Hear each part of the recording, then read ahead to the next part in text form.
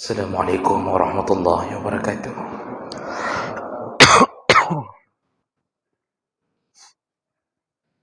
Innal hamdalillah nasta'inuhu wa nastaghfiruh wa na'udzu bihi min shururi anfusina wa min sayyiati a'malina. May yahdihillahu fala mudilla lahu wa may yudlil fala hadiya lahu. Asyhadu an la ilaha illallah wahdahu la syarika lahu wa asyhadu anna Muhammadan 'abduhu wa rasuluhul karim.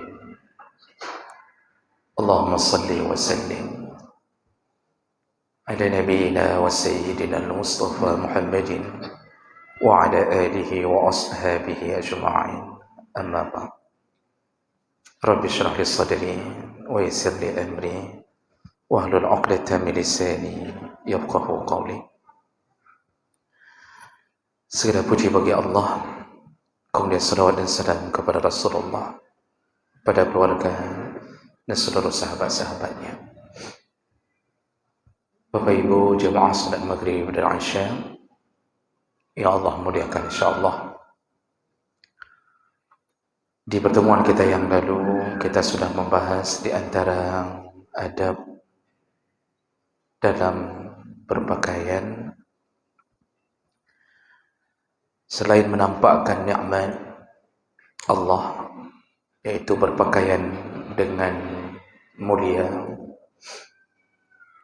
juga termasuk salah satu yang harus diperhatikan, janganlah mengulurkan pakaian di bawah mata kaki dalam keadaan sombong. Jadi ilahnya dalam keadaan sombong, karena bisa menyebabkan ancaman neraka Allah Subhanahu wa ta'ala. Baik, kita lanjutkan adab berikutnya dalam berpakaian, yaitu tahrim libasis syuhrah. Haram hukumnya memakai pakaian syuhrah. Syuhrah itu dhuhurus syai' wal murad anna thawbahu yashtahir bainan nas limukhadafati lawnih wal alwan thiyabahum fayarfa'u an-nas ilayhi absarahum wa yaqtadu 'alayhim bil 'ujub wat takabbur. Jadi yang dimaksud dengan pakaian syuhrah adalah pakaian menampakkan sesuatu yang berbeda dari pakaiannya, dari kebiasaan masyarakat, baik dari segi warna atau model. Sekira-kira kalau dia memakai itu, maka pandangan manusia beralih kepadanya dan muncullah sikap ujub dan takabur. Ini disebut dengan pakaian syuhrah. Jadi pakaian syuhrah ini kalau bahasa ringkas kita, pakaian tampil beda, tapi berbeda dengan kebiasaan masyarakat. Artinya tidak pernah dilihat, tidak ada masyarakat lain yang memakainya, dan itu membuat orang tiba-tiba melirik ke arahnya. Sekaligus dibarengi dengan sifat ujub, ada rasa membanggakan diri sendiri, dan takabbur, menyombongkan diri di hadapan manusia ramai. Ini pakaian seperti ini haram. Rasulullah sallallahu alaihi wasallam menyebutkan melalui hadis dari Ibnu Umar radhiyallahu anhu qala Rasulullah sallallahu alaihi wasallam, man labisa thawba syuhrah fid dunya, barang siapa yang memakai pakaian syuhrah di dunia, albasahu Allah thawba muzillah yaumal qiyamah, maka Allah akan pakaikan kepadanya pakaian yang hina di hari kiamat nanti.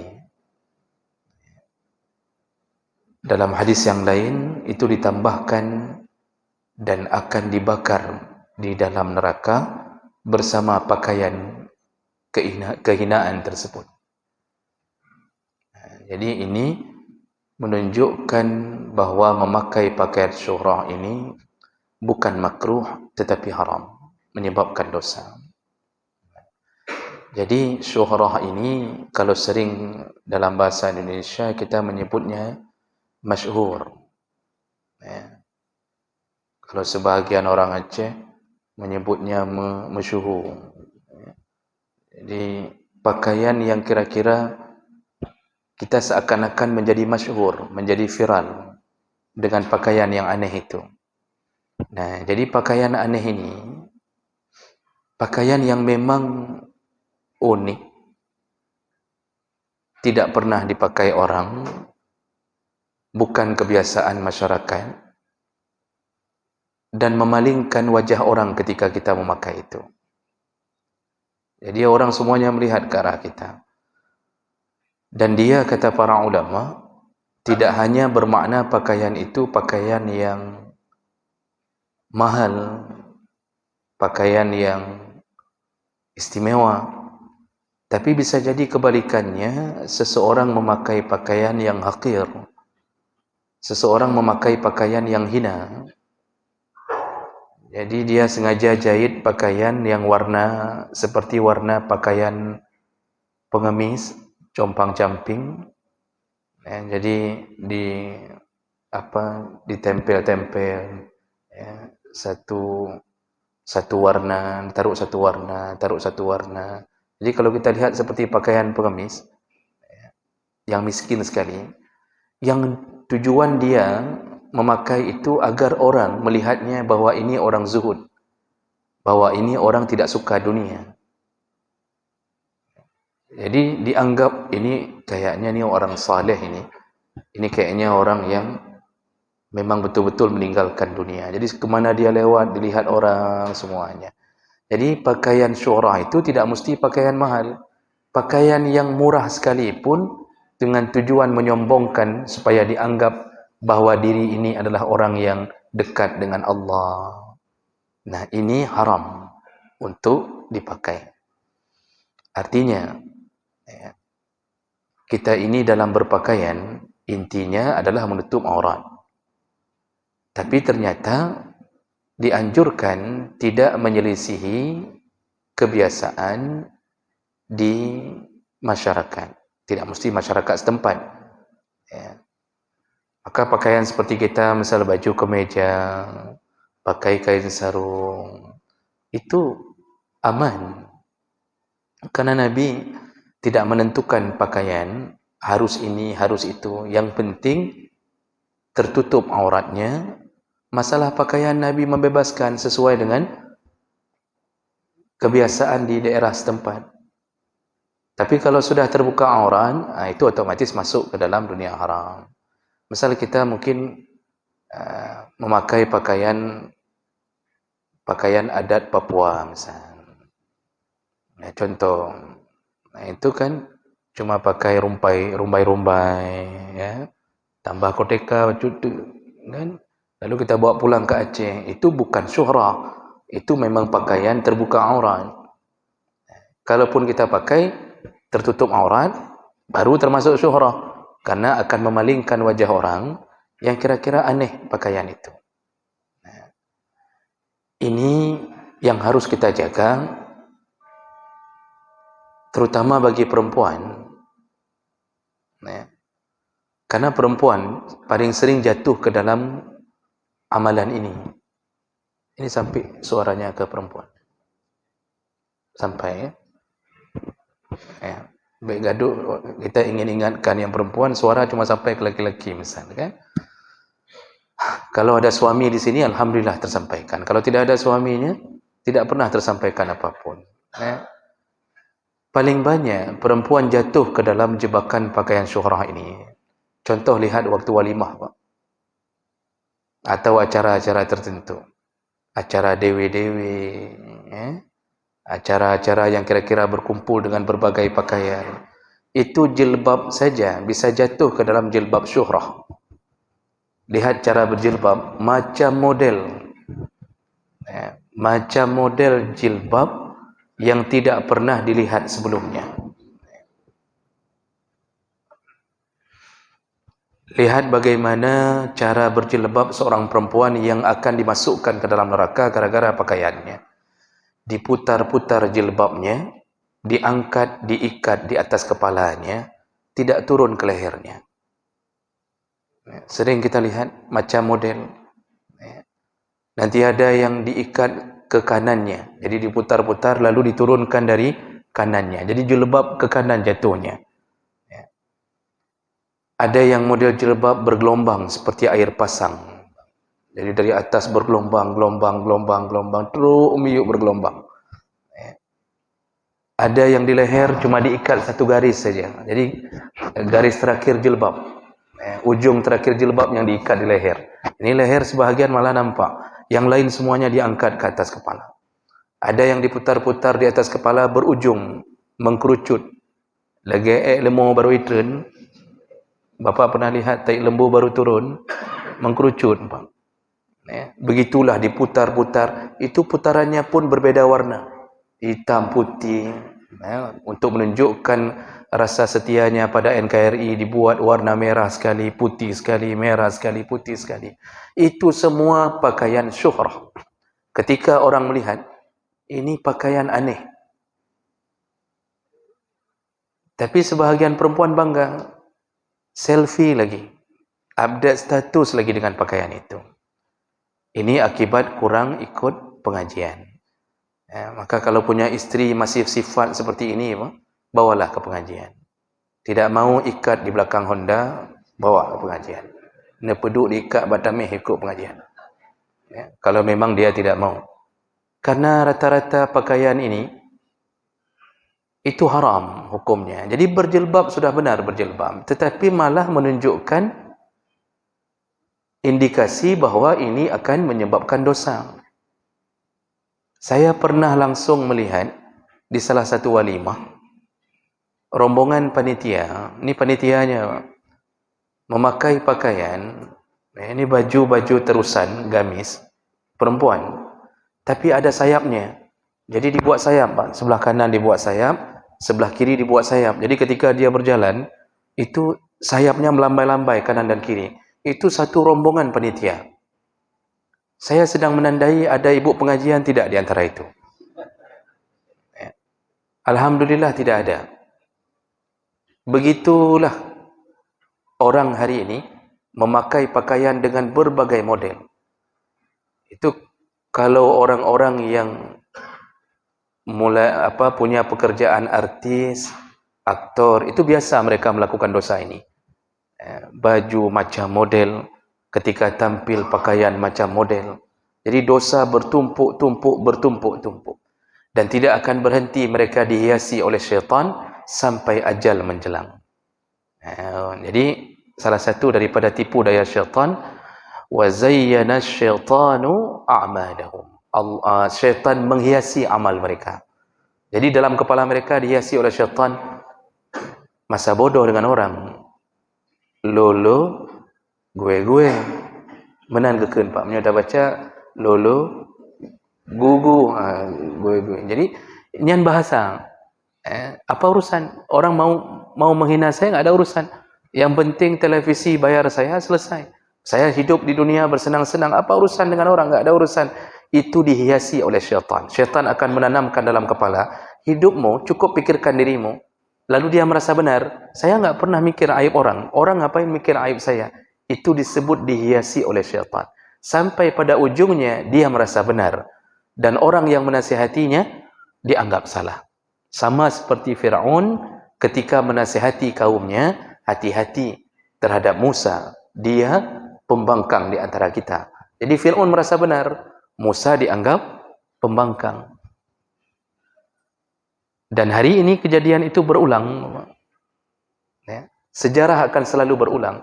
Sebenarnya Allah sengaja membuat cerita-cerita dalam Al-Quran agar orang-orang yang membacanya tidak mengulangi sejarah itu dengan nasib yang sama. Hari ini kan sama nasibnya.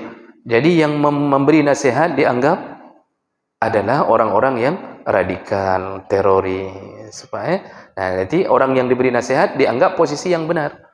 Nah, begitulah kadang-kadang kita ketika dihiasi oleh syaitan, maka amalan kita anggap benar. Nah, jadi ini haram memakai pakaian syuhrah. Tapi kalau model seperti baju jas, itu aman. Artinya itu masih orang waktu melihat menganggap itu biasa. Jas. Jadi bukan bermakna semua pakaian dari luar nggak boleh dibawa ke kita, karena kita mungkin kebiasaan seperti kebiasaan India. Kita ini kan kebiasaan pakaian India, yaitu sarung dan baju kemeja. Ini kan gaya berpakaian India, karena dulu yang membawa Islam ke Indonesia, masuk ke Samudra Pasai, salah satunya paling ramai adalah da'i-da'i dari Gujarat. Da'i bukan pedagang. Kita ditipu dalam buku sejarah, ditulis pedagang. Pedagang itu hanya kamuflase mereka untuk bisa masuk. Sebenarnya da'i. Jadi kita ini kadang-kadang sengaja dibuat pedagang, seakan-akan ketika ditanya Islam masuk ke Indonesia dari siapa? Dari orang Mekah. Jadi terasa kok hina sekali Islam ini dibawa ke Indonesia melalui orang jualan, kan begitu contohnya. Padahal bukan pedagang, mereka itu hanya memudahkan cara mendakwah dengan cara berdagang. Sebenarnya da'i. Itu ulama-ulama, itu da'i-da'i yang masuk ke sini dari Yaman, dari Hadramaut, dari India. Maka terbiaslah dengan cara kita berpakaian. Ini model pakaian ala India, Pak. Coba kalau Bapak ke India, Bangladesh, itu yang serumpun, itu mandu dengan baju yang ngeja kerung. Tapi alhamdulillah aman, artinya nggak ada masalah karena menutup aurat, dan itu sudah jadi kebiasaan pakaian kita. Kalau memakai jubah, itu kebiasaan orang Arab dari dulu. Nah, itu juga bukan syuhrah. Karena itu juga kita anggap ini pakaian biasa, pakaian yang kita anggap memang tidak aneh. Malah ada hadis Nabi yang menyebutkan bahwa pakaian yang paling disukai oleh Rasulullah al-qamis. Qamis itu bahasa terjemahan biasanya baju, tapi kita memakai bahasa qamis menjadi gamis. Maka bahasa gamisnya yang dari qamisun. Jadi terucap gamis. Jadi dari dulu ulama-ulama dulu terbiasa memakai jubah, dan itu aman, malah disukai oleh Nabi. Pakaian di masa Nabi itu begitu. Dan itu bukan pakaian lambang Islam, Pak. Itu yang perlu dicatat. Itu memang pakaian daerah setempat pada waktu itu. Di antara semua pakaian orang Arab jahiliyah yang dipelihara oleh Nabi adalah jubah. Karena dilihat cocok, tertutup aurat, bermanfaat, mudah dipakai. Mudah dipakai, maka dilanjutkan oleh Nabi gaya berpakaian dengan jubah. Abu Lahab pakai apa? Jubah juga. Abu Jahal jubah juga. Jadi jangan memikirkan yang tidak pakai jubah bukan Islam. Tidak, itu pakaian Arab dulu, terbawa, cocok, dibawa oleh Nabi SAW. Nah, jadi ini yang pertama yang harus kita hindari, yaitu jangan pakai pakaian yang kira-kira membuat orang melirik matanya ke arah kita karena tampil beda, diiringi dengan sifat ingin dipuji, ingin tenar, ada kesombongan. Maka nanti Allah benamkan dalam neraka dengan pakaian kehinaan. Nah, itu yang pertama. Ada berikutnya, tahrimuz zahab wal harir 'ala rijal illa min uzrin. Haram hukumnya dalam berhias atau berpakaian, haram bagi laki-laki untuk memakai emas atau sutra. Dan hadis-hadis tentang emas dan sutra itu banyak sekali. Di antaranya dari Ali bin Abi Thalib radhiyallahu anhu qala, inna Nabi sallallahu alaihi wasallam akhadha hariran faja'alahu fi yaminih. Pada suatu hari Rasulullah di depan para sahabat mengambil satu kain sutra, satu baju terbuat dari sutra, dipegang dengan tangan kanannya. Wa akhadha zahaban faj'alahu fi shimalih. Lalu tangan kirinya menggenggam emas. Dia genggam emas. Qal, lalu Rasulullah berkata, inna hazaini haramun ala zukuri ummati. Dua benda ini haram kepada laki-laki dari umatku. Haram. Ya. Dan hadis-hadis yang lain semuanya mengatakan hal yang sama. Tadi hadis riwayat Abu Daud, Nasa'i, Ibnu Majah dengan derajat yang sahih.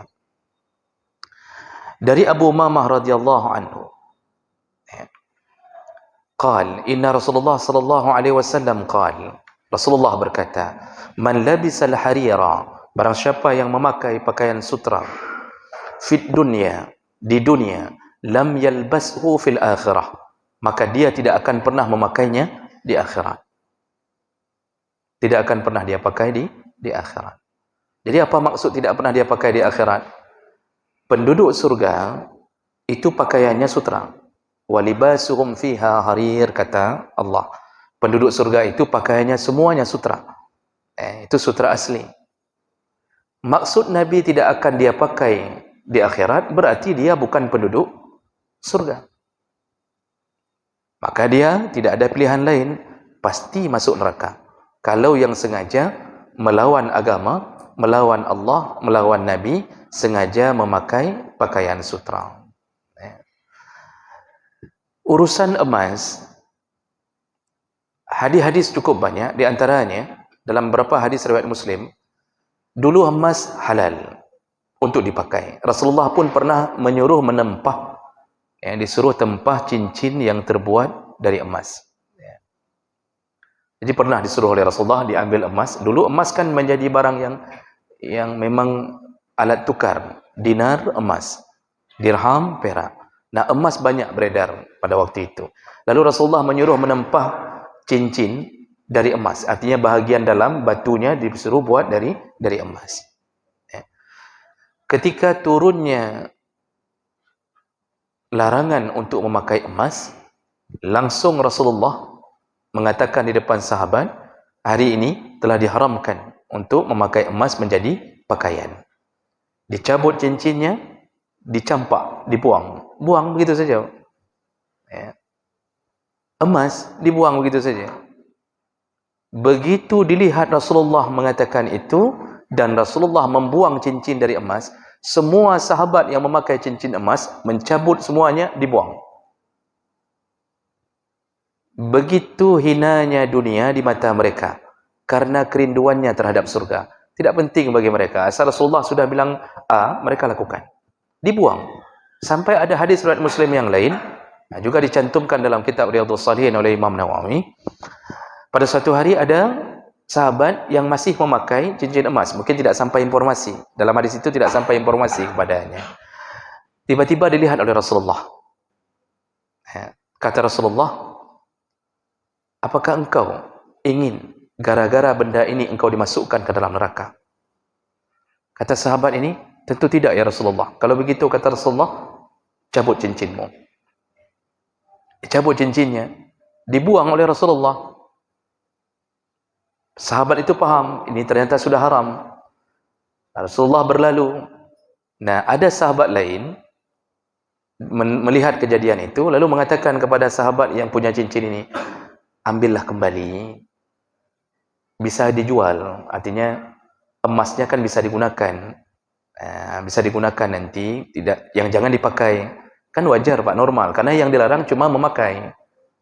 Dijual, dijadikan dinar, dijadikan alat tukar lain, terserah, dibolehkan. Yang tidak boleh perabotan makan dan minum. Apa kata sahabat ini? Demi Allah, kalau Rasulullah sudah membuangnya, maka aku bersumpah tidak akan ku ambil sama sekali. Padahal tinggal ambil, gunakan ke tempat yang lain, bisa. Tapi tidak sama sekali. Begitu taatnya mereka kepada Rasulullah sallallahu alaihi wasallam. Makanya Rasulullah wajar ketika mengatakan khairul quruni qarni. Sebaik-baiknya zaman sepanjang dunia ini ada, sebaik-baiknya zaman adalah zamanku. Zamanku, kata Rasulullah. Semua taat pada Allah. Sekecil apapun taat pada Allah. Mereka tidak peduli bertanya ini makruh, ini apa, tidak tanya itu. Asal dilihat Rasulullah melarang, mereka langsung tinggalkan. Maka pada suatu hari Rasulullah sedang salat berjamaah, Tiba-tiba Rasulullah membuang sandalnya ke samping. Lalu semua sahabat dalam solat membuang sandal, dilepas sandal semuanya. Lepas Rasulullah salat, dia balikkan tubuhnya, kerana sunnah membalikkan tubuh ke arah makmum. Lalu Rasulullah melihat semua sandal berserakan. Lalu dia bertanya, ada apa dengan kalian? Kenapa kalian semua mencampakkan sandal kalian? Kata sahabat, kami melihat engkau mencampakkan sandalmu ya Rasulullah, maka kami pun ikut mencampakkan sandal kami.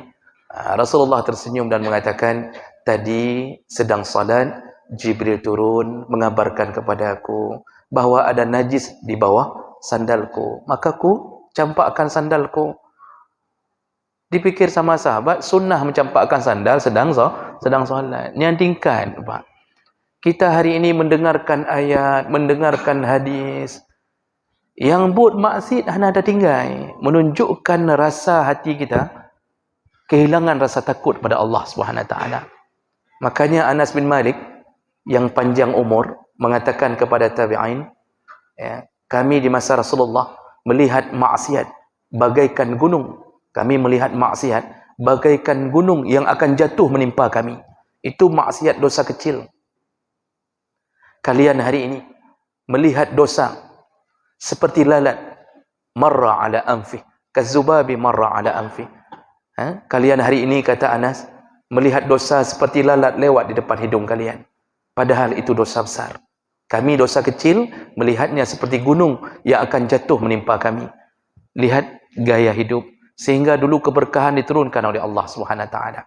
Hidup berkah, walaupun miskin tapi saling tolong menolong, kuat sekali, silaturahim bagus, tidak ada lagi perampokan, hidup sejahtera dengan isteri bahagia, tidak ada cerai yang banyak di antara mereka zaman Nabi sallallahu alaihi wasallam. Nah, jadi jemaah melakukan Allah, emas ini haram untuk dijadikan pakaian pada laki-laki, tapi halal bagi perempuan. Wallahu alam, ada penelitian yang mengatakan di antara hikmah diharamkan, tapi ini perlu dikaji ulang. Tapi ada beberapa yang saya baca mengatakan itu.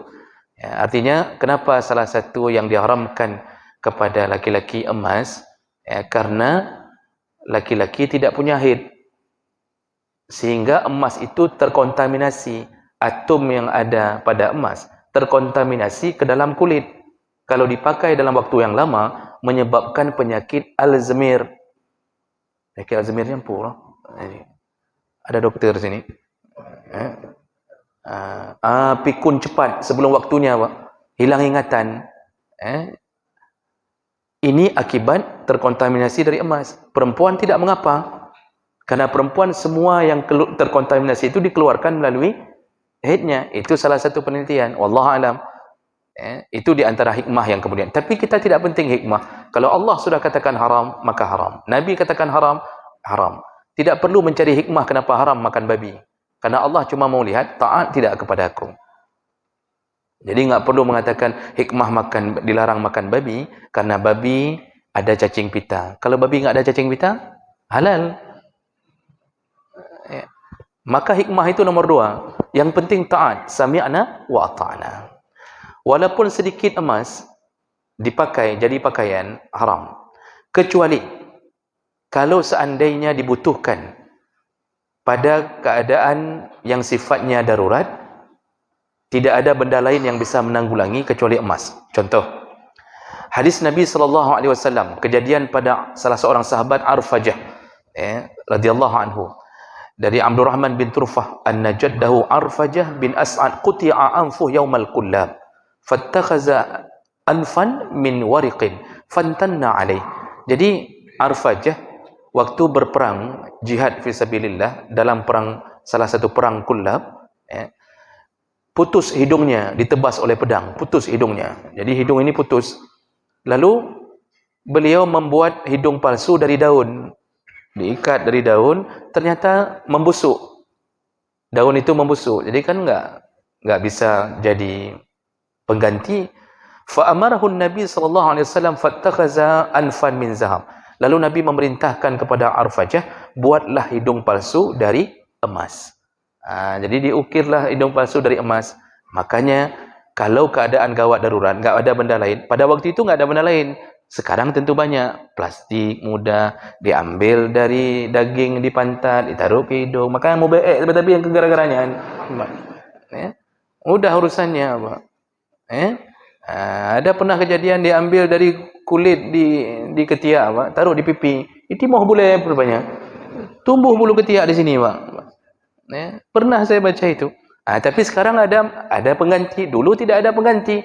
Dibolehkan. Maka kalau ditanya nanti, seandainya ada yang bertanya, apa hukum memakai gigi emas? Gigi palsu dari emas. Sepertinya akan ada yang tanya. Saya lihat dari wajah bapak kayaknya ada yang nanya seperti itu. Semua ulama, jumhur ulama, sedikit saja yang menjawab tidak boleh. Jumhur ulama membolehkan memakai gigi palsu dari emas dengan alasan tidak ada benda lain yang bisa menggantikan rasa sakitnya, atau tidak ada benda lain yang bisa menggantikan emas tersebut.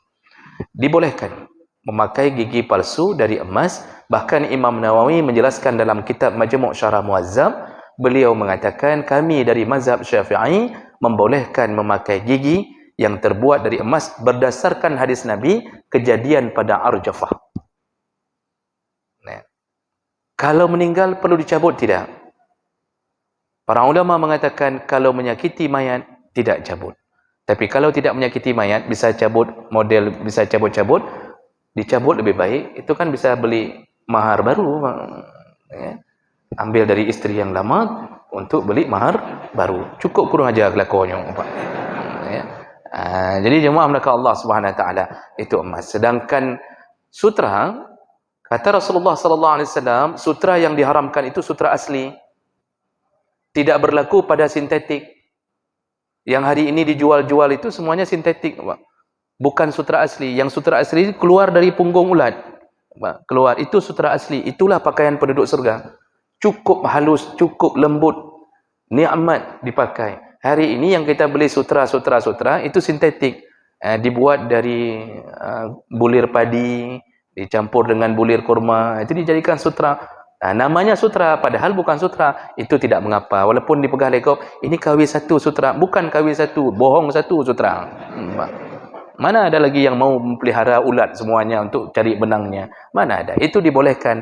Nah, bagaimana kalau bercampur benar-benar sutra asli, tetapi sedikit bercampur di pakaian, cuma sekitar 10% halal? Dibolehkan. Dan itu dalam pandangan yang disepakati oleh para ulama. Baik, kira-kira begitu.